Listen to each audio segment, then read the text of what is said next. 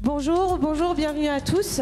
Je suis Pauline Polgar, directrice de la rédaction de Bâti Actu. Je suis très heureuse de vous recevoir ici à la Cité internationale universitaire de Paris, un lieu ô combien symbolique pour le logement. Vous savez, c'est une sorte de musée à ciel ouvert du logement étudiant, un musée d'architecture. Cet événement est conçu pour vous et avec vous, acteurs de l'habitat, de l'immobilier et du cadre de vie, quelles que soient vos disciplines, quels que soient vos marchés. Une spécificité qui permet le dialogue, la rencontre et le travail commun, parce que c'est bien de cela dont il s'agit. Agir ensemble, dès maintenant et pour l'avenir, c'est bien notre objectif à tous. Comme vous pouvez vous en douter, les derniers jours ont un petit peu bouleversé notre programmation. Mais ce que ces temps que je qualifierais de troublés nous apprennent, c'est que ces moments de dialogue et de mobilisation de la filière, je pense que vous en serez tous d'accord, sont plus que jamais nécessaires. Il y a un an, nous ouvrions nos assises avec le ministre du Logement d'alors. Nous étions le lendemain des annonces consécutives au Conseil national de la refondation pour sa partie logement. Et c'est peu dire que la filière, confrontée déjà depuis de longs mois à des difficultés et alertant sur l'urgence du sujet, avait fait part de sa frustration. Aujourd'hui, un an après, les conséquences de la crise du logement et de la construction neuve sont concrètes. Le marché est bloqué, de nombreux ménages n'arrivent pas à se loger et des professionnels sont en difficulté. Les mois ont passé, le contexte économique s'est encore resserré. 2 ministres du logement se sont succédés en un an. Des propositions et projets de loi ont été mis en œuvre. Et puis, il y a une quinzaine de jours, l'Assemblée nationale a été dissoute, mettant à l'arrêt toute activité gouvernementale et parlementaire. Et en suspendu, du coup, tous les projets de loi et toutes les décisions. Nous sommes aujourd'hui à 5 jours du scrutin, d'un scrutin inédit à l'issue incertaine. Des professionnels plus qu'inquiets dans l'incertitude, c'est ce qui ressort de notre baromètre édité chaque année que nous avons réalisé avant ce dernier rebondissement de l'actualité, en partenariat avec la FPI, Pôle Habitat, FFB et la FNAIM et l'UNAM, et que vous pouvez retrouver dans notre document parole des assises à télécharger. Face à l'urgence de la situation, la filière a continué durant ces longs mois à afficher un front commun, à se mobiliser pour faire face à la crise, notamment avec l'Alliance pour le logement, qui s'est aussi déclinée en région. Qu'en est-il aujourd'hui? Alors, comme vous le voyez, le ministre du Logement d'aujourd'hui n'ouvre pas nos travaux, bien évidemment. Qu'en est-il aujourd'hui après cette dissolution? Qu'est-ce que cela implique pour la filière? Quelles sont les attentes et quel est l'état d'esprit qui prédomine? Quelle perspective? Pour en parler, merci d'accueillir nos invités. Emmanuelle Cos, vous êtes présidente de l'Union sociale pour l'habitat, je vous en prie. Vous pouvez applaudir nos invités. Laurane Geoffroy, présidente de l'UNSFA.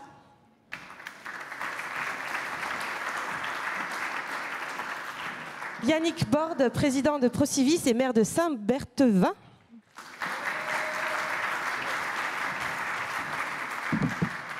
Alors malheureusement, le président de la FPI, M. Boulanger, ne pouvait pas être là finalement ce matin. Il y a eu un empêchement de dernière minute. Mais Didier Bélier-Gagnère, délégué général de la FPI, le remplace au pied levé. Merci beaucoup. Olivier Saleron, président de la FFB. Loïc Quentin, président de la FNAIM.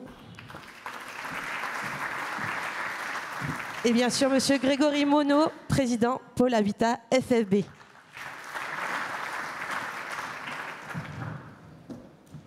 Je vous en prie, installez-vous. Merci à tous d'être là avec nous ce matin, donc dans ce moment un peu particulier.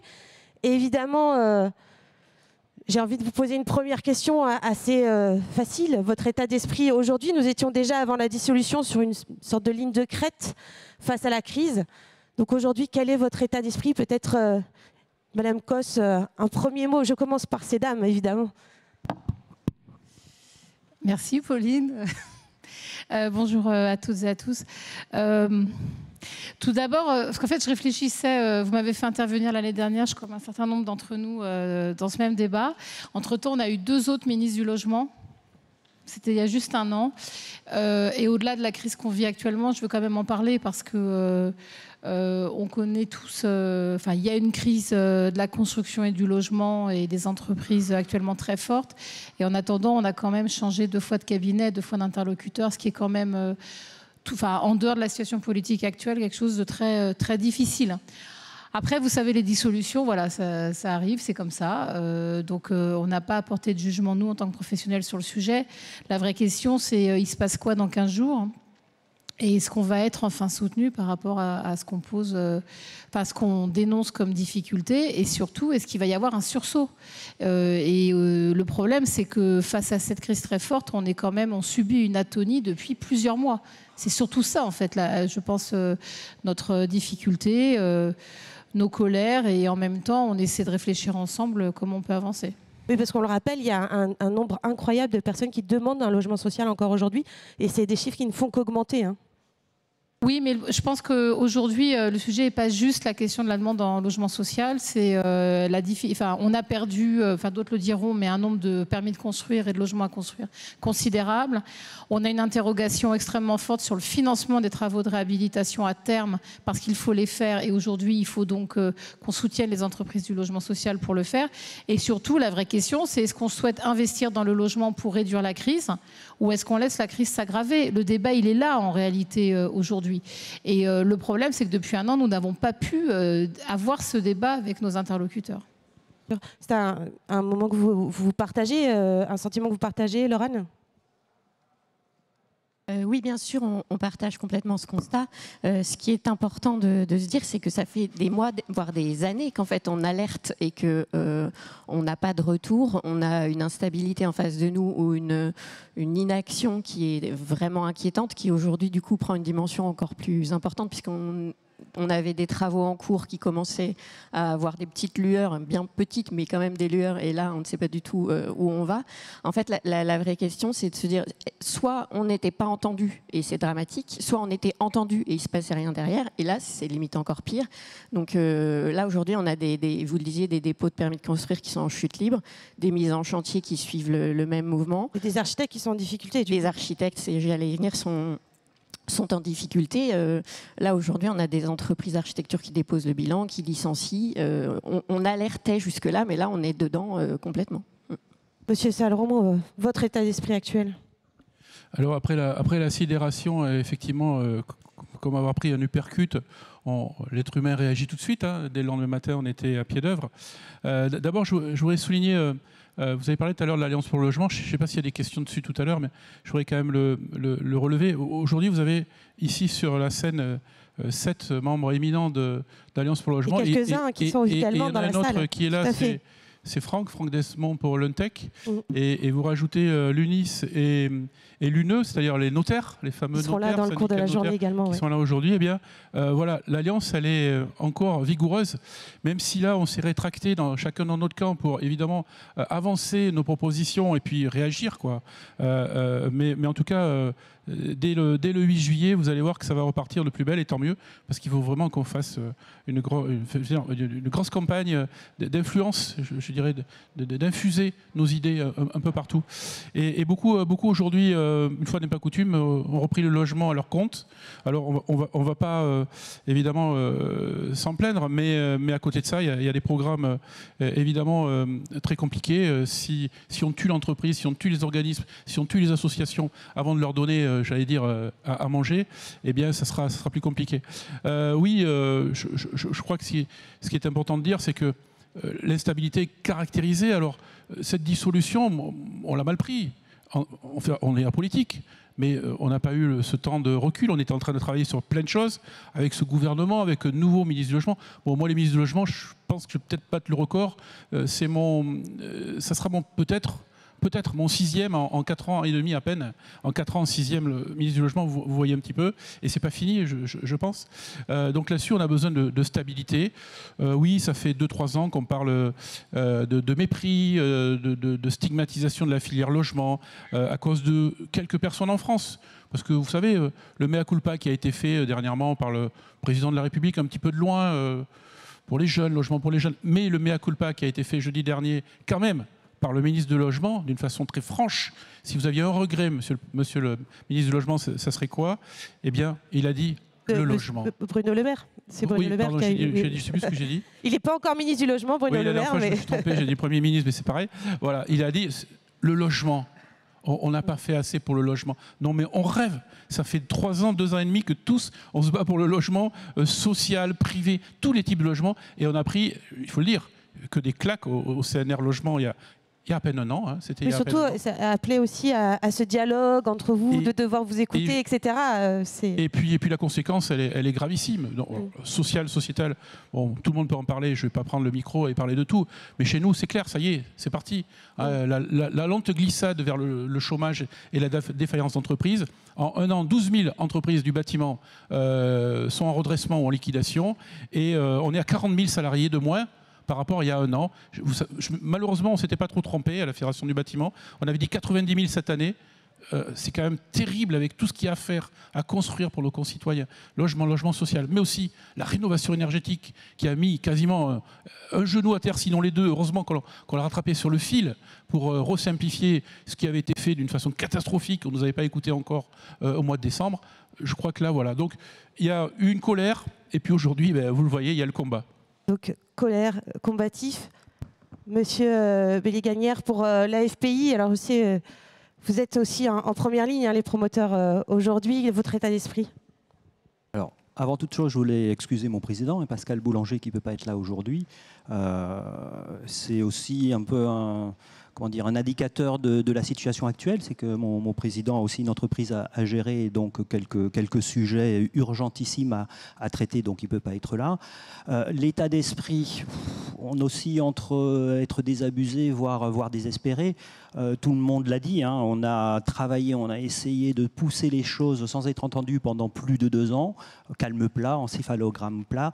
Moi, j'avais l'impression, alors je suis très optimiste, donc je sentais, il me semblait qu'on commençait à avoir un petit frémissement avec le ministre Kasbarian, même si on a toujours dit il y a une erreur d'interprétation et d'analyse, et on n'est pas dans la nécessité de créer un choc d'offres, mais plutôt un choc de la demande, et travailler sur la solvabilité de la demande.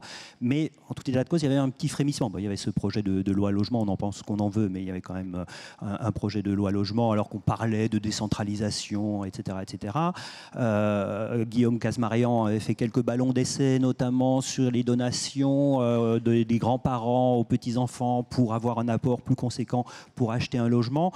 Il y avait quelques petits indices qui montraient qu'on allait peut-être commencer à traiter la question du logement et la crise du logement. Même si les réponses, comme je l'ai dit, n'étaient pas encore à la hauteur des enjeux. Et puis là, effectivement, avec cette dissolution, c'est une énorme vague qui emporte tout. Et très clairement, on le sait, le logement, ça a toujours été le cas, ce n'est pas un sujet politique, malheureusement. On n'en a pas parlé pendant la campagne pour la présidentielle. On n'en parle jamais quand il y a des grands débats. On en parle à peine maintenant, hein, avec un mea culpa du président de la République, de Bruno Le Maire. Mais en tout état de cause, ce ne sont pas, quelle que soit la couleur politique ou la nouvelle composition de l'Assemblée nationale, je ne pense pas que la question du logement sera traitée en premier. Donc je pense qu'on va encore perdre énormément de temps. Donc désabusé par rapport à ce qui vient de se passer et désespéré en se disant ça ne va pas venir tout de suite.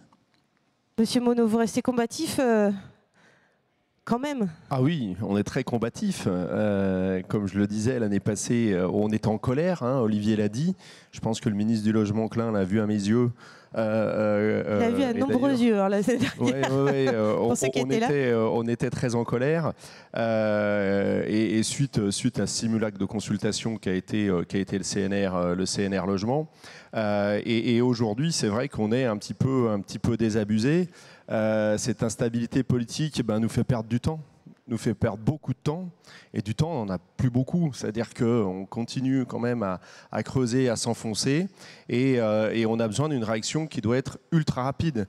Donc comme l'a dit Emmanuel Cos, on n'a pas à commenter ce qui s'est passé, la politique, nous, Olivier l'a dit, on est apolitique. Mais on peut être aussi consterné par tout ça. Alors, Olivier a parlé de Bruno Le Maire tout à l'heure, qui a parlé de logement lors de l'audition au MEDEF MEDEF CPME, pardon. Bon, il a quand même dit qu'il fallait relancer une grande consultation en mettant les élus locaux autour de la table. Bon, je crois que ça s'appelle le CNR, ça. Alors, je ne sais pas si je vous invite à regarder les premières pages du magazine de Bâti Actu où on a justement recensé l'ensemble des concertations qui ont été faites sur le sujet. Donc on perd du temps et on passe beaucoup de temps à expliquer, on passe beaucoup de temps à faire de la pédagogie, à démontrer des choses. Et là, on se dit, même quelqu'un qui était aux manettes, je ne sais pas si on parle la même langue, mais en tout cas, la pédagogie n'a pas marché. Donc s'il y a un changement, là aussi, ça va être compliqué. Nous, on a perdu à peu près dans l'industrie de la production immobilière, on a perdu à peu près sur nos constructeurs de maisons individuelles à peu près 10 000 logements. 10 000 emplois en une année et demie à peu près. C'est un tiers des emplois chez les constructeurs de maisons. On est passé de 120 000 à 50 000 maisons à peu près, si on regarde sur la moyenne long terme. Et puis c'est pareil sur la promotion, on est sur les mêmes chiffres. Le logement social, on est bien en deçà de ce qu'il faudrait faire. Et donc c'est dommage parce qu'on dit ces emplois qui ont été détruits, ils étaient là. Ils étaient disponibles. Là, aujourd'hui, le coût de ces emplois détruits, il va être colossal. Après, il y a 2 ans, ici déjà, sur cette scène, on est parlé de bombe sociale. Je pense qu'on était dans les premiers à évoquer ce sujet-là. Eh bien, on voit que l'abandon justement des logements des Français en race campagne et puis ce désintéressement total, l'une partie de la bombe sociale, c'est ce qui s'est passé le 9 juin dernier. Monsieur Quentin, également du côté des agences immobilières, des administrateurs de biens, toute cette crise-là, vous la traversez également avec un marché de la location complètement bloqué? Pour toute la filière, bonjour à toutes et à tous. Pour toute la filière, c'est effectivement l'inquiétude. Je crois que les marchés du logement n'aiment pas l'instabilité politique. Surtout pas. Et après une crise du logement, vient se greffer une crise politique. Et une crise politique qui risque de durer, car nous savons pertinemment qu'il sera difficile de détacher une vraie majorité et donc de gouverner. Or, ce marché est dans l'urgence de décisions à prendre. On avait bon espoir avec Guillaume Kasbarian qui était à l'écoute et avec des avancées significatives, écoutant les professionnels et avec des gestes forts qui auraient pu faire avancer les choses. Je crois qu'il va falloir tout reconstruire. Et c'est, comme le disait tout à l'heure Grégory, ça va être de la perte du temps. On prend du retard, alors que nous en avions déjà beaucoup. Et les Français, ne seront pas accompagnés comme ils devraient l'être, que ce soit dans le public, dans le privé, pour leur fournir le logement qu'ils souhaitent avoir. Mais ce qui est inquiétant quand même, c'est, alors je ne sais pas, le mea culpa de Emmanuel Macron, le mea culpa de Bruno Le Maire. Faut-il le voir comme un signe, un réalisme ou un opportunisme? C'est ça qui est la véritable question à poser. Parce qu'aujourd'hui, je crois que nous avons été suffisamment convaincants pendant ces 18 mois lors des travaux du CNR et au travers de l'Alliance pour le logement, pour avoir été entendus, à moins qu'on n'ait pas voulu nous écouter. Mais je crois aujourd'hui se pose un dilemme pour toutes les forces politiques de ce pays. Comment on va pouvoir ancrer une politique du logement demain? Monsieur Borde, peut-être une réaction aussi, votre état d'esprit? L'état d'esprit, c'est le même que tous les intervenants précédents. Peut-être juste rappeler qu'effectivement, nous, on est dans un secteur d'activité qui a besoin de confiance. Nos clients, ils ont besoin de confiance pour investir, de stabilité, de lisibilité. Et une annonce brutale comme celle de la dissolution, qu'on n'a pas nécessairement à commenter sur le plan politique, elle a quand même un effet immédiat. C'est le lendemain matin les taux d'intérêt, c'est la confiance des clients, etc. Moi, je trouve que j'avais des rendez-vous, c'était le hasard qui était planifié toute la semaine qui suivait avec mes banquiers. C'est pas tout à fait le même discours que peut-être celui que j'aurais entendu ou eu si c'était pas passé cet événement politique majeur. Donc évidemment, toute cette déstabilisation, elle impacte notre secteur. On n'était pas sur un moment de rebond nécessairement encore fin avril, début mai, mais peut-être que dans certains domaines, on commençait à avoir un arrêt de la chute, je ne sais pas trop comment on peut le dire, mais voilà, c'est peut-être ça, on était rendu à un point bas. On commençait à avoir des frissonnements dans certains domaines qui étaient faibles, des signaux faibles, mais qui pouvaient être intéressants. Et notamment, même si elle n'était pas spectaculaire, une petite baisse de taux d'intérêt qui déjà ramenait un peu de contexte et un état d'esprit qui pouvait être un tout petit peu plus favorable. Et effectivement, ça a été cassé. Après, il y avait quand même un certain nombre de discussions en cours, comme ça a été dit par les uns et par les autres, notamment avec le cabinet du ministre du Logement. Il y avait un projet de loi qui était sur la table, qui entraînaient des désaccords ou un certain nombre de questionnements. Et d'ailleurs, pour compléter ce que disait Olivier sur l'alliance qui est ici devant vous, on n'est pas nécessairement d'accord sur 100% des sujets. Voilà, entre les acteurs du logement social et les autres, il peut y avoir des nuances sur certains points. Mais en tout cas, on portait toute la nécessité d'arriver à une prise en considération quand même de ce contexte.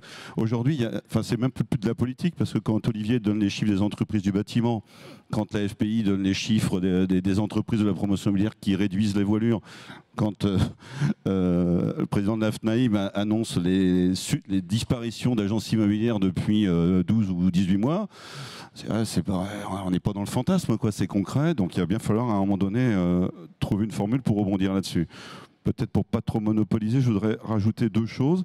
La première, c'est que moi je crois qu'il va falloir qu'on se débrouille un peu tout seul sur les solutions. Surtout que c'est pas que conjoncturel, c'est un peu structurel. Alors je sais bien qu'il y a besoin de politique publique dans ce domaine-là, mais il va peut-être falloir trouver une formule entre moins de politique publique et peut-être un peu d'innovation de notre part ou de prise de risque. Il va falloir que nos amis banquiers changent un peu de logiciel sur la façon dont ils appréhendent ce secteur-là, parce qu'aujourd'hui, apprendre à bretelles les ceintures sur tout ce qui pourrait un peu se faire, eh bien, qui ne se fait pas, ça va accroître les difficultés. Et puis, vous savez que nous, on porte depuis longtemps un lien entre la défaillance, ou je sais pas, la défaillance de la politique du logement, la question du zonage et l'aménagement du territoire qui n'existe plus dans ce pays. Et quand on regarde la carte des élections du 9 juin dernier, il y a peut-être un parallèle à faire un peu entre tout ça, parce que l'abandon de certains territoires vu d'une politique générale, peut-être que ça a entraîné aujourd'hui certains votes quand même. Alors justement, sur vos attentes, sur cette alliance, sur tout ce que vous attendez de ces élections, vous vivez comment cette campagne un peu express je vous laisse... alors, on parlait des mea culpa, on voit aussi... voilà, d'après ce que j'entends de ce que vous me dites, vous n'avez pas l'impression d'être très entendu sur le sujet du logement quand même. Alors, tout d'abord, quand même, le mea culpa, on va pas être naïf, hein. Non, mais ok, on a tous lu ça. Moi, en 2022, j'ai eu une discussion à Matignon au lendemain de l'élection. On m'a dit, sur le logement, on a foiré pendant 5 ans, on vous promet, on va faire mieux. Donc, s'il vous plaît, le mea culpa de jeudi, c'est pareil. Bruno Le Maire, je l'ai vu combien de fois avec toi, Olivier, dans un nombre de réunions. Donc, moi, ça me fait même plus plaisir, en fait, d'entendre ça. Parce que le sujet, c'est pas un mea culpa. La question, quelles que soient les personnes qui vont obtenir ou pas, d'ailleurs, une majorité, c'est qu'est-ce qui répondre au sujet de crise, là, aujourd'hui. Et c'est pas que des questions législatives, hein, c'est aussi des actions réglementaires, ce qu'on envoie auprès des préfets. Donc, alors après, le cadre de la campagne, on va vous dire les choses franchement, il n'y a pas de campagne dans un moment aussi rapide. Il se trouve que nous tous, dans nos fédérations, on a un travail régulier avec l'ensemble des parlementaires. Donc, en fait, ils connaissent une partie de nos propositions. Certains ont été repiochés ce que l'on a proposé il y a moins de 2 ans. Mais quand vous êtes une campagne qui fait moins de 10 jours, objectivement, vous n'avez plus de capacité en tout cas, à exposer, voire même à proposer de l'innovation. Parce que dans des campagnes législatives plus longues, on peut ça peut être un moment où on se pose et on réfléchit à la suite. Là, moi, je vais vous dire ma vraie question et mon interrogation, c'est la loi de finances à venir. Et c'est les mesures réglementaires qu'on attendait au-delà des questions législatives enfin, je ne vais pas parler des questions législatives parce que, pour rien vous cacher, vous connaissez ma position sur le texte de loi qui était en cours de discussion, donc qui n'était pas du tout favorable au logement social, je tiens à le redire. Donc il ne faut pas non plus penser que c'était formidable ce qu'on vivait actuellement. Mais voilà, donc c'est ça qui est très compliqué. C'est que si vous voulez, on a une absence de débat avec les futurs parlementaires. On ne peut même pas organiser, il y a eu une rencontre avec le MEDEF, mais je pense que c'est une des seules rencontres sur un sujet. C'est extrêmement complexe, en fait. D'autant plus, vous le disiez, que, enfin, certains l'ont souligné, l'incertitude est grande. Finalement, on ne sait pas non plus, au-delà de tout bord politique, on ne sait pas ce qui va ressortir de ces élections. Comment on se prépare à ça, du coup, Monsieur Saleron? Comment on se prépare à peut-être ne pas... Enfin voilà, peut-être... On se prépare très vite. Hein. On l'a tous dit, 15 jours de campagne, c'est court. Donc nous, on a émis 10 propositions. Hein. Alors, on ne les a pas ressorties des cartons. On les a ressortis des 85 de 2022. Et puis on les a mis au goût du jour par rapport à la conjoncture qui est dramatique. Eh bien on les a musclés. On a musclé notre jeu au niveau des propositions. Et sur ces 10 propositions, je crois, on va en parler avec l'Alliance dans quelques jours, je crois que si on peut, nous, tous ensemble, en sortir une douzaine, c'est ce qu'il va falloir faire. Et donc, on va les diffuser. Et donc, bon, on a les réseaux sociaux aujourd'hui. Heureusement, parce qu'il faut que ça aille très, très vite pour aller voir les candidats. On ne va pas avoir le temps, bien évidemment, mais en tout cas, on va arroser le plus possible. Et quand on le voit que les programmes qui se montent, là, ces derniers jours, et puis ceux qui vont se monter encore jusqu'à vendredi, parce qu'il ne faut pas rêver, tous les jours, on a des choses nouvelles à découvrir, eh bien, on espère qu'ils piochent dans toutes nos idées-là. Après, je suis d'accord avec Manuel, le projet de loi du ministre Kasbarian qui, effectivement, depuis deux ministres étaient plutôt à l'écoute, plutôt terre à terre, effectivement, ne convenait pas sur tout ce qui était logement social. Et puis moi, je le dis, ce projet de loi, il n'allait pas mettre un coup de boost à la construction neuve, ni à la rénovation énergétique, parce qu'on parle de logement, construction neuve, le thème est peut-être là aujourd'hui, mais c'est aussi la rénovation énergétique qui est... C'est pour on tout, se fichait de ma thèmes, figure. là, ce matin. On se fichait de ma figure quand je disais au mois d'avril, 75% des dossiers MaPrimeRénov' sont bloqués. On me disait, mais non, l'ANA, on n'annonce que 40. Eh bien non, Kasbarian a dit il y a 15 jours, oui, 85% des dossiers MaPrimeRénov'. Donc le neuf coule, la rénovation énergétique patauge. Voilà, on est énervé, agacé. C'est ce qui nous donne aussi notre énergie pour être optimiste pour l'avenir, parce qu'on a des années devant nous, on a 10-20 ans. Voilà, je conclurai parce que j'ai conclu mon dernier édito. Oui, la bombe sociale a éclaté à la tête de ce gouvernement. C'était dit, ça y est, c'est arrivé dimanche dernier. Monsieur Borde voulait peut-être rajouter, mais du coup, voilà, comment on fait pour... on ne sait pas comment ça va se passer dans quelques semaines. Si ça se trouve, on aura une stabilité politique qui va perdurer et pourtant des lois de finances à voter. Aujourd'hui, quand on dirige les entreprises, on n'a pas 50 sujets sur la table. Hein. Le principal, c'est de dire comment j'arrive à faire tourner un peu mon exploitation sans exposer l'entreprise, sans faire en sorte de prendre des risques. Parce que c'est un peu différent suivant la nature des métiers, c'est un peu moins différent sur les métiers de service que sur les métiers de production. Mais aujourd'hui, quand vous êtes sur les métiers de production de logement, l'absence de visibilité complète, c'est-à-dire que ce soit sur la rénovation, quand aujourd'hui on ne connaît absolument pas les dispositifs, quand on sait qu'à la fin de l'année, il y a un dispositif qui s'arrête, qui est le dispositif Pinel, où Kasbarian nous avait dit il n'y aura pas de Pinel 2 ou de Kasbarian ou de machin, je ne sais pas comment on l'appelait, mais il y avait quand même une discussion sur le statut du bailleur privé, est-ce qu'il n'y avait pas quand même quelque chose à imaginer. Là, on est au milieu de l'année, ça s'arrête dans 6 mois, ça veut dire que tous les projets qu'on regarde aujourd'hui, de toute façon, c'est des projets qui maintenant arriveront, s'ils arrivent, dans 12 ou 15 mois sur le marché, et sans savoir quelle cible de clientèle, quel profil de clientèle on peut toucher avec nos projets. Aujourd'hui, c'est quasi impossible de produire et de travailler. Donc, comment est-ce qu'on sécurise nos outils de production? Parce que la vraie grande question qui va se poser, j'espère, pas trop loin quand même, c'est qu'à un moment donné, sauf à pas être d'accord sur le fait de dire il y a besoin de logements dans ce pays, mais là, on est tous d'accord pour dire qu'il y en a besoin. On sait où il y a une contradiction par rapport à ça. C'est que le jour où ça redémarre, il faut que la chaîne, elle fonctionne. Il faut que les entreprises soient là, il faut que les promoteurs aient les reins solides pour relancer les opérations. Je ne vais pas dire que du mal de nos collègues banquiers, c'est dommage qu'ils ne soient pas un peu autour de la table. C'est qu'il faut aussi que tout le monde remette un peu du gaz et du carburant dans la machine, parce que ça sera difficile de relancer comme ça une production. Très très difficile.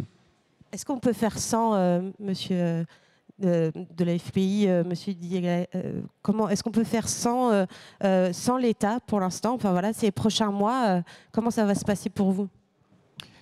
Je ne sais pas si on a eu le nez creux, mais quand on a élaboré le programme du congrès du 27 juin, donc c'est un programme qu'on a élaboré, mis en place au mois de janvier. D'ailleurs, je vous invite tous à venir le 27 juin à Lille pour notre congrès. On a mis en avant deux sujets, le sujet de la simplification et le sujet de la solidarité. Et pour rebondir sur ce que disait Yannick en disant peut-être que dans l'avenir, on va ne pouvoir compter que sur nous-mêmes, très honnêtement, comment on va s'en sortir? Moi, je pense que la solidarité, va être encore plus essentielle pour passer cette étape. Alors la solidarité, elle existe déjà au sein de l'Alliance. Je pense qu'on porte effectivement, comme le dit Olivier Saleron, on n'est pas d'accord sur tout, mais on est à 100% d'accord sur 80% des propositions. Et c'est pas rien. Franchement, c'est pas rien, l'Alliance. J'ai pu le constater parfois dans des réunions simplement techniques avec les cabinets précédents, où quand l'un dit quelque chose et que c'est corroboré, par exemple, par les architectes sur des mesures de simplification à mettre en œuvre, on voit que les cabinets sont un petit peu déstabilisés par rapport à ce que l'administration peut leur dire, parce qu'ils voient un panel et tout le spectre de la profession qui dit la même chose. Et ça, c'est très important et ça peut emporter des choses. Mais pour aller au-delà, je crois effectivement qu'il faut miser énormément sur la solidarité. Et c'est d'ailleurs la raison pour laquelle nous, on a invité les banquiers autour de la table ronde qu'on organise sur ce sujet-là, justement pour dire, on est tous dans la même galère. Si la promotion flanche, si le monde social flanche, vous aussi, banquier, vous ne pourrez plus prêter, donc votre ADN, c'est de prêter, donc vous êtes aussi dans le même bateau, il faut y aller. Donc c'est vraiment, j'ai envie de marteler ce mot-là, quoi, sur comment faire alors qu'on ne peut plus attendre grand-chose, on ne sait pas ce qui va se passer avec l'État. Il faut vraiment que nous tous, professionnels, mais sur l'ensemble du spectre, on se serre à l'écoute parce que vraiment, on est tous dans le même bateau. Mais finalement, c'est déjà un peu le cas, hein, messieurs Monod, Quentin. Cette solidarité, on la voit, elle est déjà là. Mais il reste quand même cette incertitude de savoir comment avancer et des attentes quand même en termes de mesures justement pour encourager aujourd'hui le marché. Alors, on sait qu'aujourd'hui, l'argent pas cher, c'est fini. Ça, on le sait très bien. Donc, comme l'a dit Yannick, il va falloir aussi qu'on change une partie de nos modèles, une partie de nos financements. Il faut que les banquiers soient un petit peu plus inventifs, ou en tout cas qu'ils aient envie de l'être par rapport justement à cet argent qui coûte plus cher pour permettre de refinancer la demande. C'est la première des choses. Le financement de la demande. Nous, on est actuellement en train de faire de la gestion de trésorerie dans nos entreprises. Hein. On ne gère plus de la croissance, on ne gère plus des développements.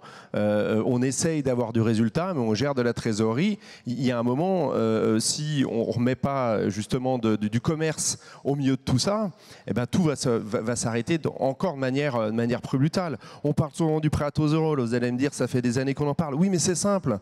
Le prêt à taux zéro, on le rebranche, il marche tout de suite. C'est un véhicule qui existe et on se donne, comme l'a dit Yannick à plusieurs reprises, 1 ou 2 ans pour travailler sur de nouveaux modèles. Mais il faut rebrancher ce système de financement et partout sur tous les territoires avec une quotité à 40%. C'est la base. Le financement, si on n'a pas d'acquéreurs, si demain, que ce soit des acquéreurs pour le logement existant, pour le logement neuf, que ce soit dans les territoires ruraux, que ce soit dans les territoires urbains, pour la maison alors là, je dirais, il ne se passera rien. N'oublions pas qu'au final, on loge des personnes quelque part et avec des moyens qui sont différents en fonction des secteurs. Donc le financement de la demande, alors qu'on nous parle de l'offre, non, le financement de la demande, c'est là-dessus qu'il doit y avoir un signal fort. La confiance, ça a été rappelé, l'acquisition, l'acte d'achat immobilier est un acte de confiance. Donc on doit avoir un signal qui donne confiance à nos futurs acquéreurs dans les prochains mois pour relancer tout ça. Et aujourd'hui, l'État n'envoie pas aucun signal au niveau de la confiance. Il y a des mesures incantatoires autour des institutionnels, mais ça va produire quoi? Ça ne va pas produire grand-chose. Les effets ne vont pas être importants. On est sur, je dirais, un coup de fusil à un coup. Et puis après, qu'est-ce qui se passe? C'est terminé. Donc il faut de la confiance, il faut de la stabilité, et puis il faut rebrancher ce tuyau du financement des plus modestes. Monsieur Quentin, je vous vois hocher la tête. Moi, je pense que le 8 juillet, on va se réveiller avec la gueule de bois. Et on va se poser la question, qu'est-ce qui va se passer maintenant? Parce qu'en réalité, il y a de fortes probabilités qu'aucune majorité ne se dégage réellement. Donc on va voir 3 camps. Un président de la République pris entre le marteau et l'enclume ou la tête dans l'étau, et comment s'en sortir sans pouvoir dégager une vraie majorité? Parce qu'il n'y aura pas de majorité de décision dans ce pays, mais il y aura une majorité d'opposition. Et quand on est dans un système d'opposition, eh bien, on ne peut pas, effectivement, je dirais, accélérer la transformation et la mutation dont a besoin ce pays. Qu'est-ce qu'il va falloir faire? On sera impuissant. On ne va pas attendre encore 1 an d'une nouvelle dissolution. Il faut un pouvoir législatif apte à prendre les décisions et reprendre les dossiers qui étaient en cours. Moi, je crois que dans tous les cas, on aura un grand chaos politique qui peut suivre d'un grand chaos économique Et ce chaos, il faut le transformer par les forces vives, productives, qui agissent pour l'immobilier et la construction. C'est une mobilisation, je dirais, qu'on n'aura jamais connue dans l'histoire. L'Alliance pour le logement est un prémisse, c'est un préalable à une mobilisation générale. Et c'est le général qui doit primer, c'est l'intérêt général du logement, sans opposition entre tous les acteurs. Et effectivement, je crois que c'est la seule stratégie. Pour moi, ça sera ma feuille de route le lendemain de l'élection. Cette mobilisation générale que vous partagez autour de cette table, cette volonté justement d'avancer sur ces sujets, Monsieur Saleron, est-ce que oui, voilà, mobiliser aussi la société civile? Un gouvernement d'union nationale sur le logement, je crois que ça va être transpartisan. Le logement, on le sait, on le voit, il suffit de l'expliquer. Et après, c'était juste une question budgétaire. La note de la France, la note de la France, la note de la France. Voilà ce qui m'était rétorqué à chaque fois. Aujourd'hui, on voit, on est capable de faire des plans à 100 milliards, à 200 milliards, à 50 milliards, j'en sais rien. Et puis on trouve des financements. Oui, il va falloir gratter peut-être ailleurs, avoir des financements. On en parle beaucoup, de banques, de financement, de donner les moyens à nos primo-accédants, justement, de sortir du logement social pour pouvoir faire que le parcours résidentiel soit décapsulé, ça y est, qu'on puisse retrouver ce mouvement perpétuel. Et là-dessus, je crois que c'est vraiment d'une importance capitale, l'urgence logement, il faut le dire. Nous, c'est ce qu'on va prôner déjà aujourd'hui, mais tous ensemble dès le 8 juillet, parce que ça souffre. Quand on parle du logement aux Français, ils le placent en 10e position. Mais non, il le place en première position, puisque dans le pouvoir d'achat, c'est 30 à 40% du pouvoir d'achat, c'est le logement. Soit on paye son loyer, soit on rembourse un prêt. Et là-dessus, c'est une contrainte majeure. Je veux dire, c'est une charge, une contrainte tous les mois, au détriment du reste. Et l'autre jour, je discutais avec une universitaire sur l'alimentation. Elle me disait, oui, chaque mois, un Français ou sa famille a eu faim au moins pendant un jour. Je ne fais pas du misérabilisme, c'est la vérité. 20% des familles françaises, ça se produit aujourd'hui. Eh bien, à cause de quoi? Eh bien, parce qu'on a grignoté leur pouvoir d'achat et qu'à la fin, il ne reste plus rien. Donc là-dessus, je crois il faut faire du social, du sociétal. Bien sûr, relancer l'économie aussi, pour nous, hommes bâtisseurs de la France. Ça, c'est important pour nos entreprises et pour nos salariés, pour qu'on puisse progresser aussi socialement. Je vous ai vu prendre le micro. Non, ce que je voulais rajouter, c'est que cette politique du logement, en fin de compte, mais on l'a dit à multiples reprises, elle est souvent prise uniquement par l'angle budgétaire, c'est-à-dire qu'elle est arbitrée uniquement sur des questions budgétaires. Alors, je ne vais pas faire le débat entre les dépenses et les recettes, tout le monde le connaît. Et peut-être que ce qui se passe va enfin faire en sorte qu'on l'appréhende sur un angle social. Quand certains ont évoqué tout à l'heure ce qu'avait évoqué Olivier Klein, la bombe sociale, je pense que la traduction des votes récents, elle est sans doute... Elle illustre ça. Donc peut-être qu'on va en faire enfin une politique sociale, une politique d'aménagement du territoire. Et puis la question budgétaire, elle est mécanique derrière. Alors, je ne veux pas apparaître un peu pour le sniper de service. Tout à l'heure, j'ai eu du mal des banques, je ne veux pas dire du mal des élus, mais un petit peu quand même, surtout j'en suis. Donc je me permets de le dire. Vous êtes quand même élu. C'est sûr qu'on les a beaucoup mobilisés à un moment donné. Ils ont peu mordu quand même au départ sur la situation du logement. Et ils interviennent maintenant. Pourquoi? Parce qu'ils la considèrent aussi, y compris localement, sur un angle budgétaire, parce que la seule chose qui les stresse, c'est les droits de mutation qui ne rentrent plus dans les budgets des collectivités locales. Donc à un moment donné, il va falloir quand même qu'on arrive à décorréler tous ensemble, parce que même si on a encore besoin d'avoir un peu d'utopie, sinon on ne va pas y arriver, on ne va pas survivre à tout ce qu'on vit là. Donc essayez enfin de faire en sorte que cette politique, qui est hyper fiscalisée, donc il ne faut pas avoir peur des impacts budgétaires, il y aura toujours plus de recettes que de dépenses, quel que soit le niveau. Il va falloir quand même l'emmener sur son vrai objet, qui est l'objet social et l'objet aménagement du territoire. Mais du coup, comment est-ce qu'on redonne confiance aux maires, justement, en les accompagnant au plus près des territoires? Il faut les évoquer, Emmanuel. Je voulais rebondir sur ce que dit Yannick Borde, parce que au-delà des mesures qu'on peut porter les uns les autres, je pense qu'aujourd'hui, ce dont on souffre, on a certain nombre à le dire depuis plusieurs années, c'est une absence de politique de l'aménagement du territoire. Et c'est ça le débat. Et il suffit de voir d'ailleurs les cartes électorales d'aujourd'hui pour bien comprendre que c'est au cœur du sujet, comme d'ailleurs la crise des Gilets jaunes l'était. C'est la première chose que je voulais dire. La seconde, c'est que contrairement à ce que dit Olivier Saleron, moi je ne crois pas qu'il y ait un front uni sur la question du logement. Aujourd'hui, je vois des forces politiques qui tiennent des propos qui sont hors de la Constitution et hors du droit, en particulier sur le logement social. Et ce n'est pas un front uni. Enfin, je pense qu'il faut être quand même un peu lucide de ce qui se dit actuellement.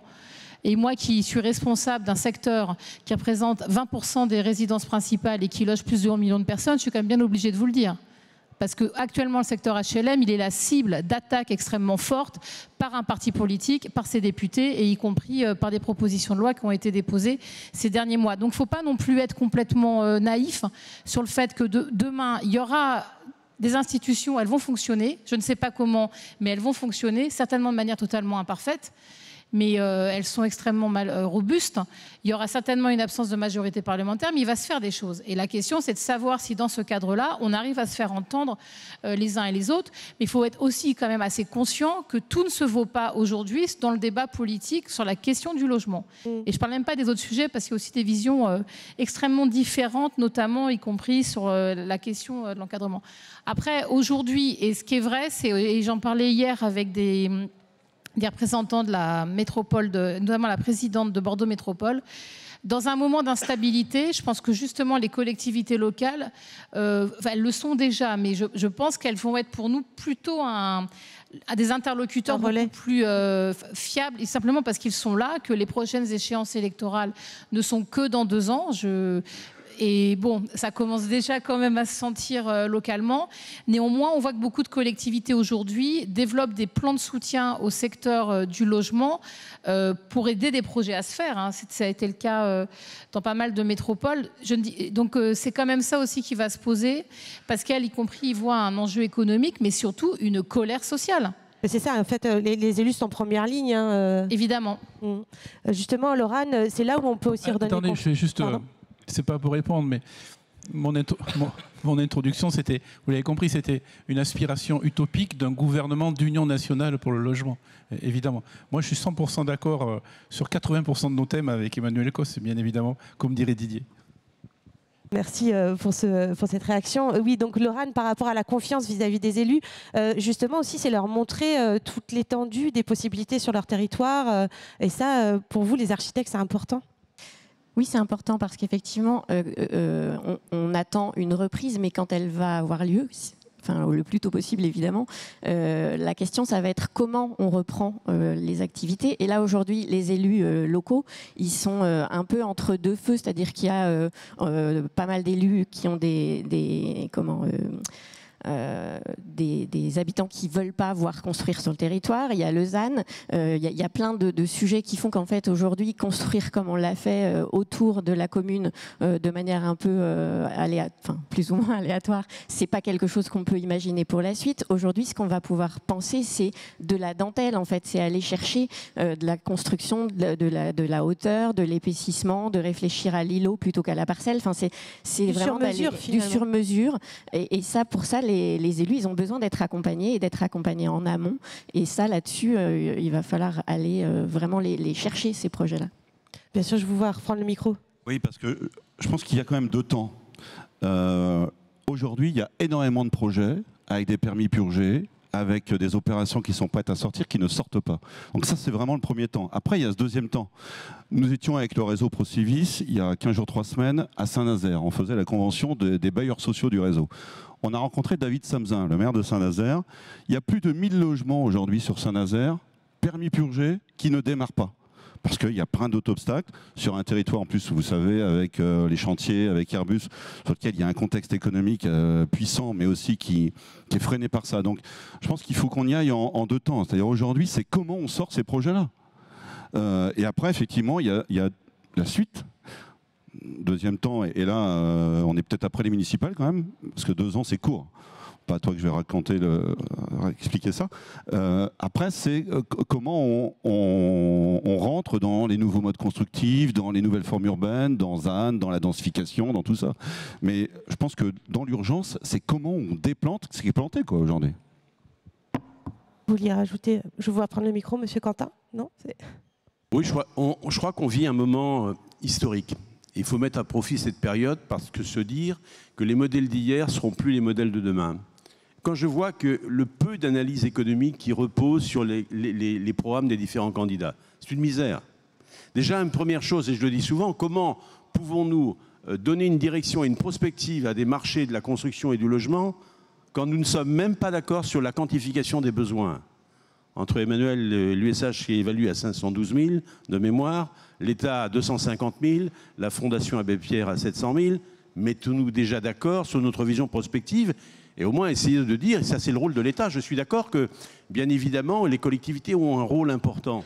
Mais je pense que aussi l'État doit impulser sa vision, une vision programmatique du logement dans les années à l'horizon 2050, en fonction des évolutions sociétales, des évolutions démographiques. Et là aussi, je crois qu'il faut imprimer cette page. Et aussi revoir, je crois, l'équation du formation du coût de la construction. Savons-nous encore construire du logement aujourd'hui en France à un prix maîtrisé? C'est une matière qui n'est pas exportée, tout est effectivement in situ, on n'est même pas capable de le maîtriser. Sinon, on n'importe rien, tout est fait et on ne sait pas le faire. Donc là, je crois qu'il y a un exercice de la société civile, une réflexion profonde à avoir. Et moi, je pense qu'on va mettre à profit cette période d'instabilité politique pour écrire une nouvelle page, que ce soit là une nouvelle réforme du financement du logement, un nouveau système d'accompagnement, un nouvel idéal pour les Français, mais il faut restaurer la place du logement. Moi, je dis souvent, on ne peut pas vivre avec un pays qui ne peut pas assurer un toit au-dessus de la tête de chaque citoyen français. Ce n'est pas une perspective d'avenir. Vous vouliez réagir, monsieur Pelliganière? Oui, revenir un peu sur le débat de tout à l'heure, l'instabilité politique, le fait qu'on aura sans doute une Assemblée nationale sans majorité, des institutions bloquées. Alors c'est peut-être mon côté hollandais, mais moi je vois un trou de souris, mais alors vraiment un tout petit trou de souris, et faire en sorte, plutôt de nos faiblesses une force. Alors nos faiblesses, quelles sont-elles? Je reviens sur le sujet logement, en disant que le sujet logement n'a jamais été un sujet politique. Dans tous les débats, quoi. Alors je me suis toujours posé la question pourquoi. La réponse qui vient assez fréquemment, c'est de dire c'est quelque chose de trop technique, le logement est trop technique, donc les politiques ne s'emparent pas vraiment dans leur débat. Je ne le crois pas du tout, parce que franchement, regardez la réforme des retraites, il n'y a rien de plus technique que les retraites, pourtant ça a enflammé l'Assemblée nationale et c'était un vrai sujet politique. Non, je pense que le logement, enfin, sauf ces derniers temps, effectivement sur les sujets de remise en cause, dont on en a parlé à l'instant et que Emma Kos a mis en exergue, mais le logement, ce n'est pas un sujet clivant. Et je pense que c'est justement cet élément-là qui peut faire, donc comme je disais, la faiblesse, c'est pas un sujet politique, mais en faire une force, comme c'est pas clivant, ça peut devenir un sujet qui peut quand même être traité de façon un petit peu consensuelle dans le cadre d'une Assemblée nationale qui serait pas complètement, où il n'y aurait pas de majorité. Donc je veux pas être naïf, je sais qu'il y a quand même beaucoup de si, mais il y a cette piste-là aussi à explorer et donc y aller tous ensemble pour essayer de pousser encore une fois nos idées parce qu'on est dans un contexte très particulier et que de cette faiblesse, on peut en faire une force. Ce qui est certain, c'est que les parlementaires, cette dernière année, ont produit des travaux législatifs de très grande qualité, qui ont d'ailleurs certains donné suite à des propositions de loi, mais quand même on a eu une mission d'information par Stéphane Peu et Mickaël Cosson, député MoDem. Je ne sais plus si c'est un rapport d'enquête ou en tout cas le rapport fait par Dominique Estrosi Sassone, Viviane Artigalas et Amel Gacquer au Sénat, avec des propositions extrêmement claires sur la crise. C'est des rapports qui réfléchissent à la crise. Il y a eu plusieurs propositions de loi avec Inaki Etchaniz ou Anaïg Lemer, donc vraiment des gens qui sont sur l'échiquier politique très différents. Et ils l'ont fait notamment en réponse à une inertie quand même du gouvernement. Et d'ailleurs, et Lionel Causse, qui est le président du CNH, c'est d'ailleurs... a été un peu bousculé parce qu'en tant que président du CNH, il dénonçait le fait que le gouvernement ne réagissait pas. Donc ce qui est sûr, c'est qu'on a eu ce réveil-là depuis 2022 avec des travaux qui sont là. Et vous savez, c'est ça aussi qui est très énervant. Au moins le CNR, ça nous a permis de remettre à jour nos propositions, puisqu'on a quand même bossé comme des bêtes pendant 6 mois. Donc je pense qu'on a refait notre programme il y a 1 an. Après déjà une présidentielle, on avait bossé. On a beaucoup de choses sur la table, en fait. Après, on n'est peut-être pas tous d'accord avec tout, mais quand même, il y a beaucoup de choses. La question, en fait, c'est qui s'en empare demain et dans quel timing. Est-ce que demain, on retrouve ces parlementaires pour continuer ce travail qui a été fait, qui a été de qualité, mais eux-mêmes se sont battus comme des chiens pour obtenir de leur majorité que ça soit inscrit à l'ordre du jour. Il faut quand même le dire aussi. Et c'est pour ça qu'on est actuellement un peu dans l'expectative de voir ce qui va se passer par la suite. Monsieur Salon. Oui, la nomination du futur ou la future ministre du Logement et de la transition écologique, parce que c'est aussi le ministre de tutelle. S'il y en a un, encore une fois, alors on verra. Mais après, Emmanuel a raison, la douzaine de parlementaires, je veux dire, plutôt Assemblée nationale, sur lesquels on a pu compter, même s'il y avait des détails ou même s'ils avaient les poches cousues, hein, sans moyens, mais en tout cas, voilà, tu as cité des noms-là. Ces noms-là, de façon transpartisane, c'était plutôt bien. Qu'est-ce qui va se passer dans 10 jours ? Est-ce que ça va être, voilà, est-ce qu'ils vont être balayés parce qu'ils sont en grand danger ? Qui va-t-on retrouver derrière ? Avec qui on va bosser ? On va refaire la même chose, justement, ce qu'on a fait. Alors nous, on est prêts, mais cette instabilité, elle est terrible. C'est ce qui, de toute manière, c'est ce qui grève. Et alors là, le bâtiment en général, c'est cette instabilité annuelle.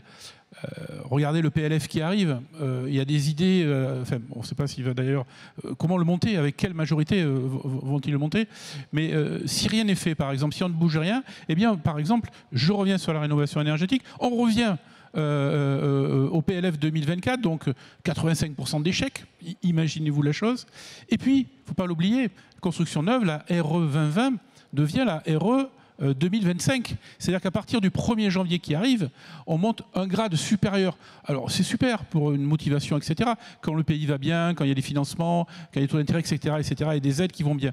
Mais là aujourd'hui, on va rajouter une couche inaccessible. On va prendre encore 5, 6, 7, 8% de plus sur la valeur du maison individuelle ou sur du collectif très bientôt. Et 2028, on va aller crescendo. Alors oui, on est les champions olympiques des normes en France et on en est fiers au niveau environnemental. D'ailleurs, on est reconnu par tous. Hein, quand je rencontre mon homologue des États-Unis, allemands, italiens, belges, je dis « Waouh, c'est génial, en France, vous êtes toujours précurseurs de tout ça. » Puis ils disent « Vous savez, nous, on a laissé un petit peu de côté certaines choses, on a freiné un petit peu parce que ça ne marche pas. Aujourd'hui, avec la conjoncture économique actuelle mondiale, si on fait le plus de plus, eh bien on coule.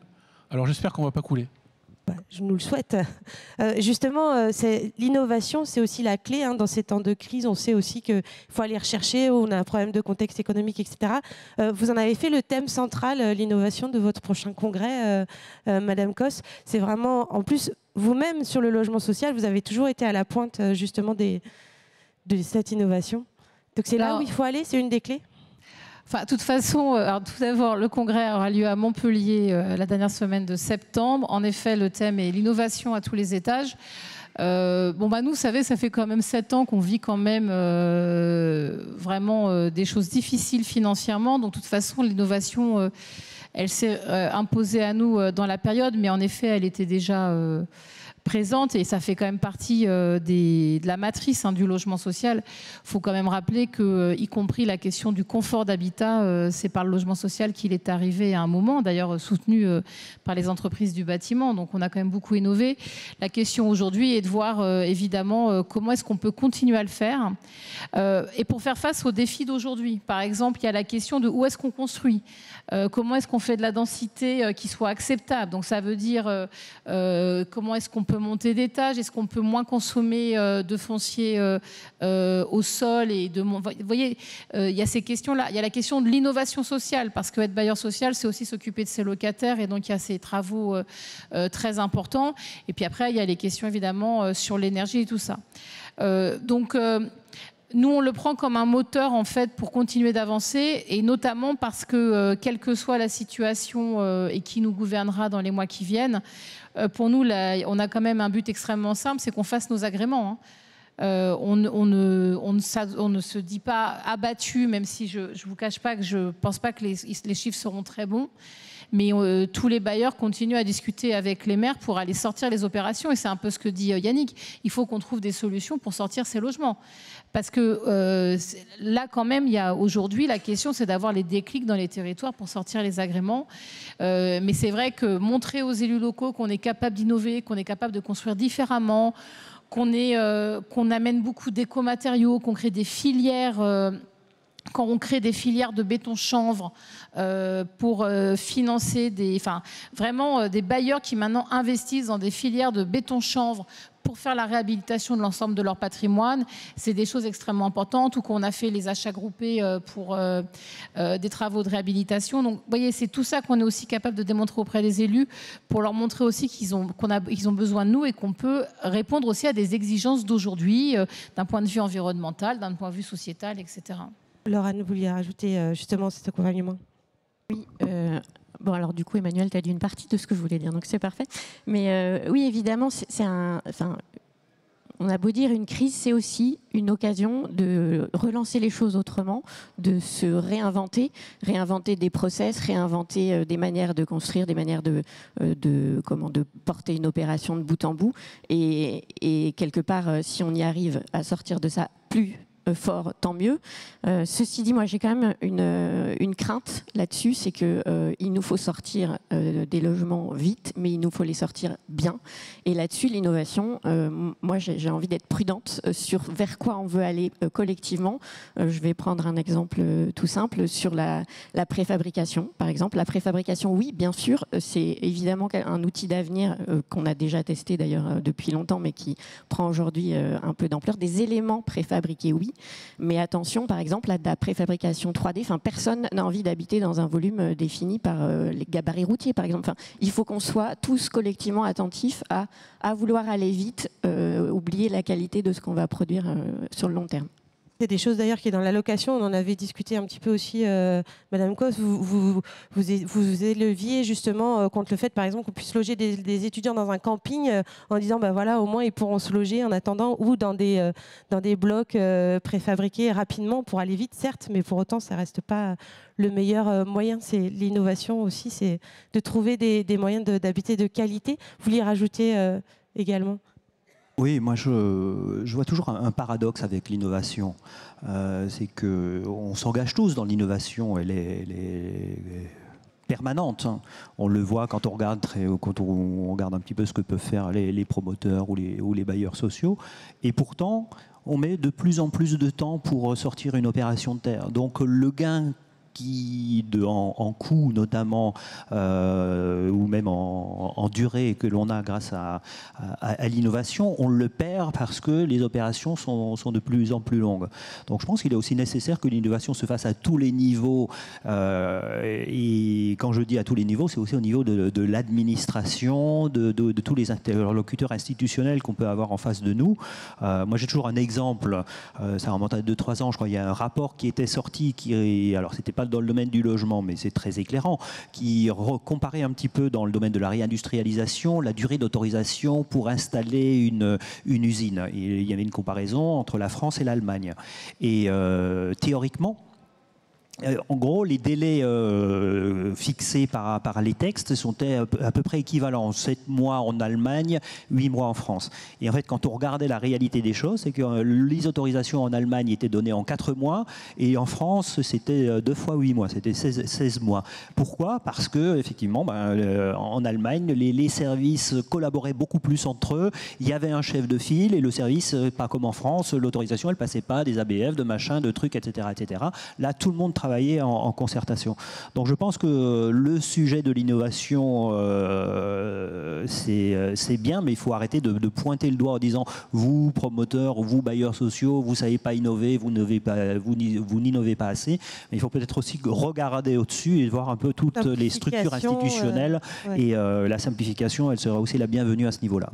Vous vouliez réagir, Lorraine, et après je vous passe la parole, Monsieur Monod. Oui, rapidement, simplement sur cette question du temps, parce que c'est ça qui est important sur une opération. Une opération de construction, on le sait tous ici, c'est très long. Et en fait, là où on peut gagner probablement du temps, c'est sur toutes ces périodes de latence, de prise de décision.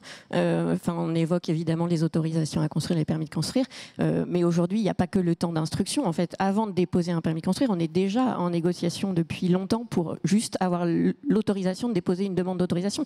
Et c'est là-dessus qu'il faut qu'on agisse, entre autres, pour pouvoir sortir nos logements rapidement. Plus rapidement. Monsieur Monod. Oui, rapidement également, 2 réactions. Dans l'innovation, il y a 2 volets pour moi importants. Ne jamais oublier l'usage et l'usager.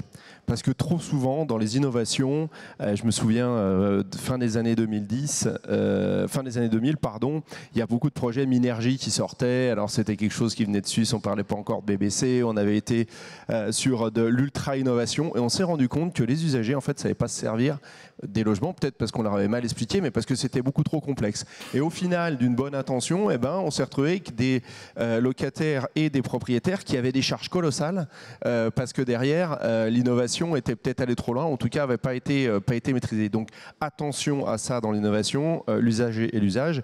Et l'autre point important, l'autre volet de l'innovation, c'est justement dans les montages. Demain, on va nous attendre sur les différents montages financiers, que ce soit avec les collectivités, où aujourd'hui on arrive à être innovant avec les collectivités sur certains montages, et aussi avec les bailleurs. Aujourd'hui, on a de plus en plus de montages spécifiques au travers de nos programmes en commun.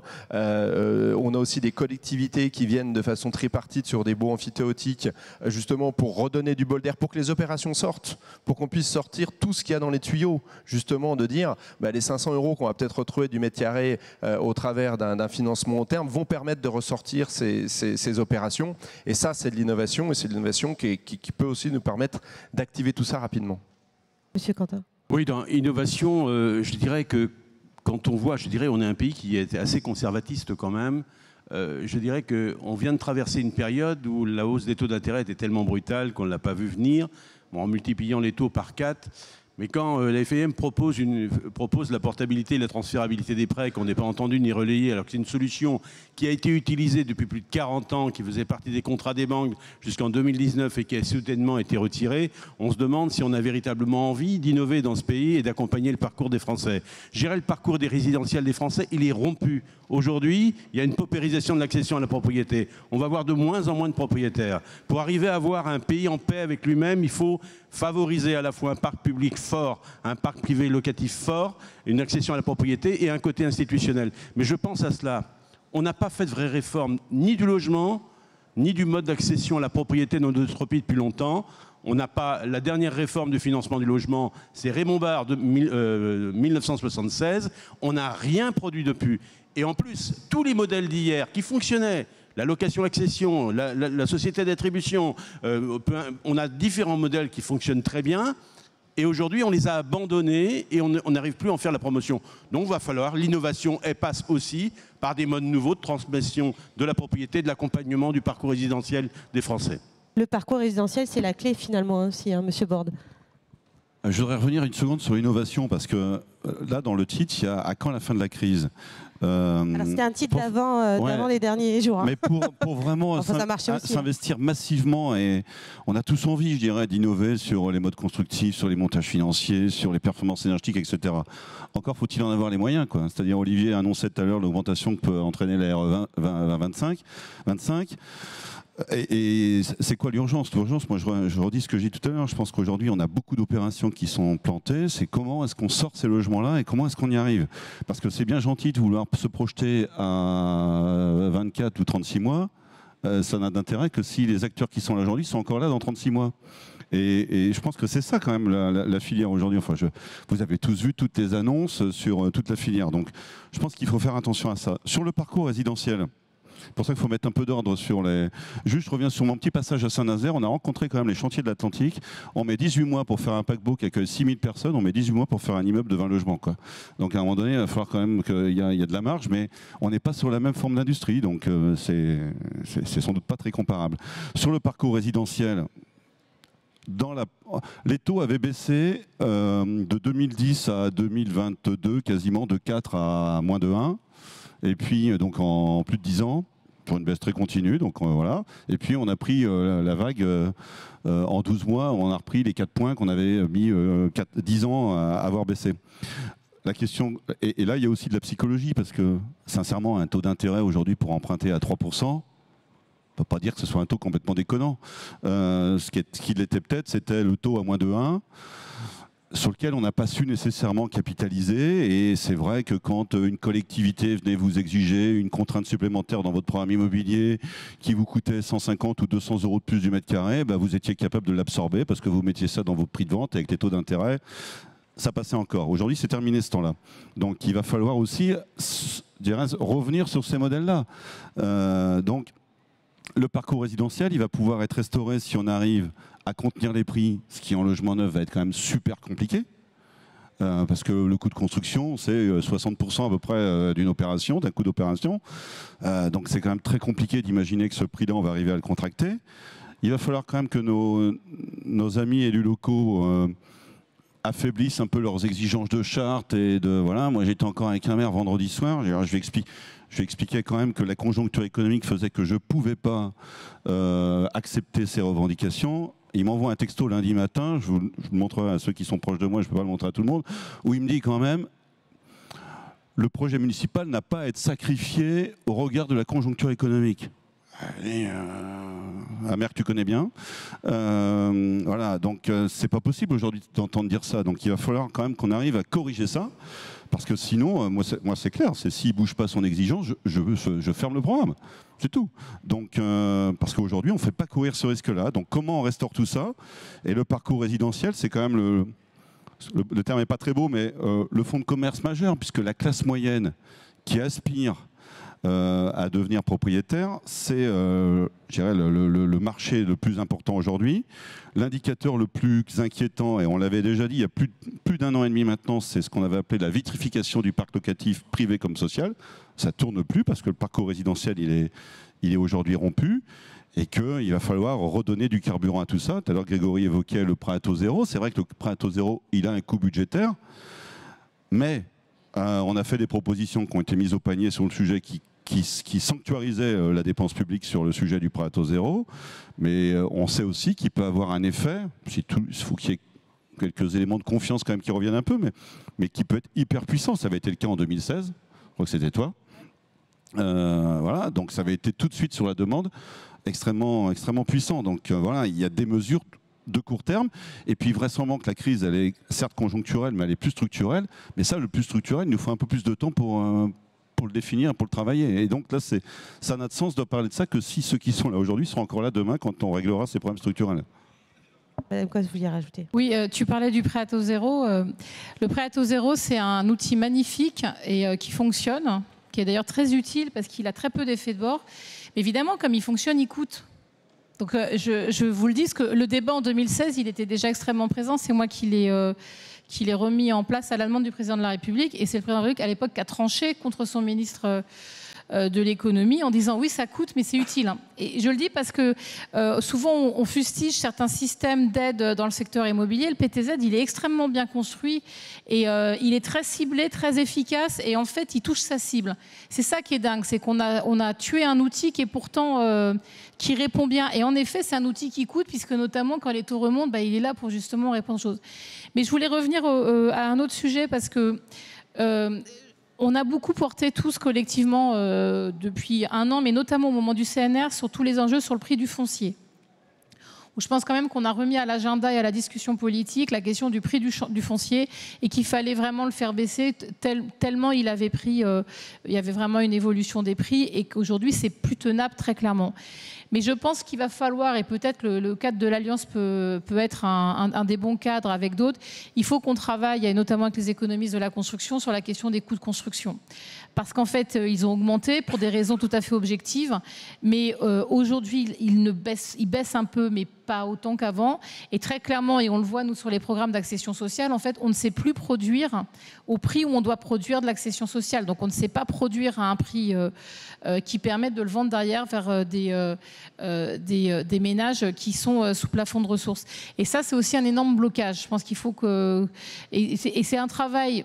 Normalement, c'est un travail qui devrait être mené avec les différents ministères, mais c'est pas faute de leur avoir posé la question à plusieurs reprises. Peut-être qu'il faut qu'on le travaille avec nous. On a les index qui existent là-dessus, parce que je pense qu'il faut aussi qu'on trouve des solutions à ça. Parce que c'est vrai, moi j'en parlais y compris avec des bailleurs sociaux qui aujourd'hui disent qu'ils n'arrivent pas avec certaines exigences et dans certains contextes de construction, notamment dans de la reprise, de la restructuration, dans des chantiers extrêmement complexes, ils n'arrivent pas, vu les coûts de construction. Et là-dessus, il faut qu'on essaie de mieux comprendre, je pense, la formation des prix actuels pour essayer de voir si on peut alléger certaines choses ou pas. Mais en tout cas, de mener cette réflexion. Merci beaucoup. Alors, on arrive un peu au terme de cette table ronde. Voilà, le temps file. Une dernière question, mais j'aimerais que vous vous en serviez aussi pour conclure chacun d'entre vous. On l'a vu, les crises se multiplient. Ces dernières années, on en a vu quand même un certain nombre. Elles ne se ressemblent pas non plus. Dans le contexte justement où tous ces aléas se multiplient, finalement, on ne sait pas trop de quoi va être fait demain. Il faut être d'autant plus agile. Aujourd'hui, vous montrez la force de la filière. Voilà, quel serait votre dernier mot? Comment on fait pour être plus agile? Comment on fait pour être plus combatif? Alors, pour les bâtisseurs, je pense qu'on est agile depuis des décennies parce que, je le disais tout à l'heure, avec cette instabilité normative, mais autre aussi des PLF qui se succèdent, on l'a déjà montré. Mais il y a beaucoup de choses. Oui, être innovant. Nous, on croit évidemment tous beaucoup au numérique. On sait tous qu'il a fallu le Covid pour se rendre compte que pour un permis de construire, il fallait 2-3 tampons sur du format papier. Et donc, tout a été bloqué pendant des mois et des mois. Ça a commencé comme ça. Voilà. Donc aujourd'hui, ça y est, c'est lancé la numérisation. Mais 3 ans après, je pense que ça rame. Il y a peut-être ici des gens qui sont dessus, et tant mieux. Mais aussi toute la chaîne. Et je pense que ça va être un travail de notre alliance aussi pour la numérisation, c'est-à-dire de la demande du permis de construire, ce qui se fait en expérimentation, par exemple en Suisse, jusqu'à la fin, jusqu'à remettre les clés et à l'entretien du bâtiment là-bas. Le numérique, le BIM, c'est ça. Et c'est aussi les nouveaux formes d'organisation sur le chantier. Le Lean, je sais que beaucoup de bailleurs sociaux l'ont pris, beaucoup de promoteurs aussi l'incluent sur leur chantier, et ça, c'est une très bonne chose. Et puis après, il y a tout ce qui est recherche et développement. On a la chance... Je ne leur fais pas toujours des louanges à nos fabricants de matériaux du bâtiment, mais là, oui, on a la chance d'avoir des groupes français majeurs. Ils innovent, mais avec 130 000 logements de moins en neuf et peut-être 300 000 rénovations énergétiques de moins cette année, oui, ils y vont à pas compter. Nous aussi, derrière, les constructeurs, comment voulez-vous investir sur la préfabrication, par exemple, et se mettre totalement à la fabrication s'il n'y a pas de volume? Bien aujourd'hui, je suis obligé de vous dire que beaucoup d'entreprises qui se sont mises à la préfabrication se sont cassées la figure depuis quelques mois ou quelques années. Donc voilà, soyons innovants, soyons aussi optimistes parce que le chantier... Vous dire quand même optimiste et combatif. Mais le chantier optimiste réalise combatif. Voilà. C'est-à-dire que le chantier devant nous, il est incroyablement ouvert sur toute la rénovation énergétique du logement. Mais alors on peut décliner sur tout le reste, et évidemment sur les 40% du bâtiment autre, mais aussi la construction neuve, parce que la démographie augmente, parce que le sociétal change en France, parce qu'il y a les familles monoparentales, parce que chacun veut son habitat abordable. Et là-dessus, eh bien, il va falloir construire, il va falloir déconstruire et reconstruire aussi. Donc en face de nous, on a... faisons l'union nationale du logement, on l'a fait entre nous à 10, et puis je finirai par, j'espère peut-être que la future ou le futur ministre du logement fait partie des 10 du logement, ça serait encore mieux. Ah, c'est un appel peut-être, Monsieur Borde. Juste peut-être deux petits mots. Le premier, c'est à travers cette alliance, c'est aussi, on a au moins l'écrit, je crois que c'est Laurent qui disait tout à l'heure que l'écrit, ça sert aussi à remettre en cause un certain nombre de sujets. Ça fait prendre conscience, en tout cas collectivement, et puis peut-être à ceux qui regardent les acteurs du logement, que la filière elle est interdépendante et qu'aujourd'hui l'intérêt de l'un d'entre nous, il est très dépendant de la capacité des autres aussi à agir sur la filière. Donc ça, je pense que c'est un élément qui est pas nouveau, mais en tout cas qui est aujourd'hui bien ancré. Et la poursuite de notre alliance, en tout cas, va travailler là-dessus. Et moi, je redis ce que j'ai dit un peu dans les propos introductifs, c'est si demain, on ne recolle pas l'aménagement du territoire et le logement, comme l'aménagement du territoire et l'économie et tout ça, on aura les votes qu'on a aujourd'hui, c'est-à-dire des territoires qui se sentent délaissés, des populations qui votent de façon un peu fâchée, peut-être irrationnelle pour une partie. Si on veut reconstruire ce pays et l'apaiser, il va falloir certainement qu'on arrive à recréer cette politique d'aménagement du territoire. Madame Cos. Alors moi dans des périodes un peu instables et difficiles, je pense qu'il est toujours important de se raccrocher à ces valeurs. D'une part parce que ça permet de savoir où on est en fait, et puis aussi de savoir où est-ce qu'on va. Et je pense qu'il faut faire cet exercice dans la période. Et à mon avis, en tout cas pour nous, acteurs du logement, ne jamais oublier pourquoi on est là et ce qu'on fait. Enfin, la finalité de tout ça, quand même, c'est de permettre d'offrir du logement à des personnes en fonction de leur situation et de leur proposer un logement qui soit digne, agréable à vivre et qui permette de faire sa vie, tout simplement. Il ne faut jamais qu'on l'oublie. Je pense que nous, autour de cette table, on ne l'oublie pas, en fait. Et c'est un peu ça aussi qui a été notre force ces derniers temps pour pouvoir rappeler au pouvoir public que leur inertie était inacceptable. Donc voilà, moi, c'est ça qui va me guider dans les prochaines semaines. Lorraine. Oui, ce qui est notre force, c'est cette confiance qu'on a créée entre nous et cette capacité à agir de manière commune. Pour les temps qui vont venir, il va falloir simplement, en tant que représentant de la filière, on garde les manches retroussées et qu'on garde l'énergie pour continuer à porter collectivement nos propositions. En tant que chef d'entreprise, il va falloir qu'on fasse preuve d'agilité, c'était le mot de la question, beaucoup d'agilité pour maintenir nos entreprises la tête hors de l'eau et limiter au maximum la casse sociale et la perte de compétences pour pouvoir être réactif quand on va pouvoir redémarrer et pouvoir accompagner l'innovation à ce moment-là. Et puis en tant que citoyen, rester vigilant, rester exigeant envers les politiques et envers nous-mêmes pour pouvoir produire du logement de qualité, durable, là où il y en a besoin. Enfin voilà, vraiment. Faire société finalement aussi. Faire société, exactement. À vous. Donc, depuis quelques années, effectivement, on vit une crise permanente. C'est une évidence. Et comme vous l'avez dit, effectivement, pour répondre à cette crise permanente, il faut être agile. Et pour être agile, je pense qu'une des conditions sine qua non, c'est la diversité. Je vais prendre un exemple. On va revenir sur le gouvernement qui est encore là pour quelques jours. Sa stratégie aussi, c'était de lutter contre cette diversité, de dire, ben voilà, je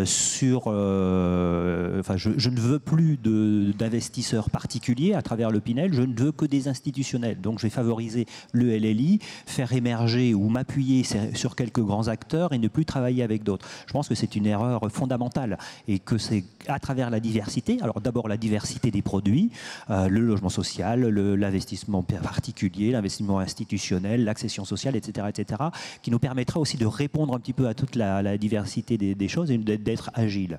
L'agilité et la diversité, qui est la condition donc sine qua non de l'agilité, c'est aussi la diversité du substrat économique.